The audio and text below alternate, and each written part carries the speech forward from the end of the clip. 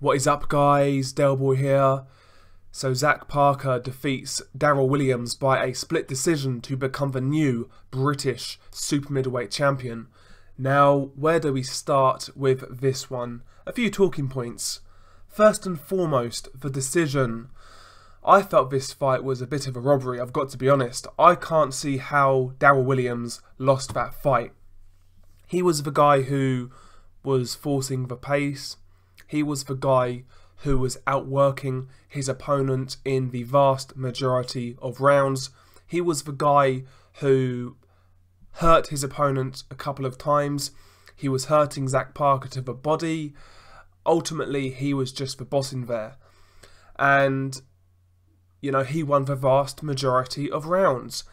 I don't think there's any case for Zach Parker to have won 7 rounds in this fight, which is what he would have needed to win the fight. There's no case for that. From what I saw, no way. There's no case for him getting a draw. I felt he clearly lost this fight. He really did. He outworked his opponent in the vast majority of rounds. And listen, one thing that has to be said, Parker, he had one arm for about 11 rounds of this fight. After the first round, he stopped using his left hand. You know, he either done his shoulder in or, you know, he broke his hand, one of the two. And, you know, he switched to southpaw. And basically for the whole fight, he was using his right jab and he was trying to counter with the uppercut here and there. You know, occasionally he'd switch back to the orthodox stance and try to throw a right hand. But naturally, with one hand, or one arm, he couldn't match the work rate and pace of Darryll Williams, and as a result, Williams was just picking up most of the rounds. Now, again, it's got to be said, Zach Parker deserves a lot of credit for sticking in with it. He deserves a lot of credit for not quitting.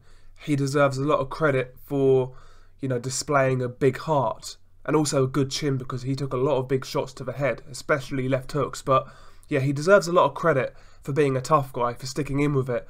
But that doesn't win you fights, you know. Sticking in there with an injury doesn't win you fights. He wasn't landing enough punches because he had one arm. He didn't win this fight, I'm sorry. Williams was he was the boss in there for the vast majority of rounds.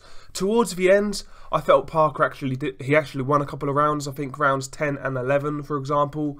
I actually felt Parker started to box quite well. He was using his feet. His right jab was landing quite a lot. Also landed a couple of good right uppercuts. Rounds 10 and 11 were Zach Parker's best rounds of the fight, apart from the first round. That's when Parker had two hands. You know, Parker won the first round. He won rounds 10 and 11. Maybe you could give him one more after that. But, I mean, I cannot see how you can give this fight to Zach Parker. And I feel for Darryll Williams. You know, he's come out of nowhere, really. Didn't really have any amateur background. You know, just a tough guy, aggressive style, bob and weave, you know, entertaining guy, high octane style. And, you know, I felt he's been hard done by here. I really do. I hope to see a rematch. And going into the 12th round, funnily enough, I thought to myself, do you know what? I actually want to see a rematch here, because I want to see how this fight would have played out if Zach Parker had two hands. Now, I happen to believe Parker would beat Darryll Williams if he was fit and had two arms. But, you know, we'll see in the future maybe. But, you know, he didn't win this fight. I'll tell you that much now. I feel for Darryll Williams. I felt he got robbed. But what can he do, you know? Zach Parker was the home fighter. He was promoted by Sauerland. And Williams was essentially the away fighter. You know, happens a lot. I feel for Darryll Williams, you know, especially at this level. You know, this win would have really opened some doors. It's not nice to see. That's what I will say. It's not nice to see. Commiserations to Darryll Williams. You know, he looked gutted at the end of the fight when the result was announced, as you would be.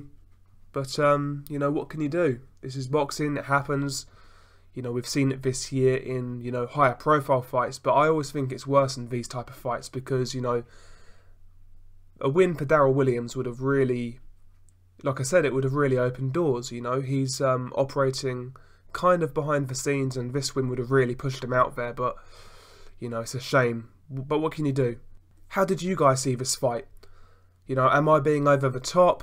Did I see a different fight to you? I just don't see how you can give that fight to Zach Parker, but there we go. Share your thoughts below. Peace.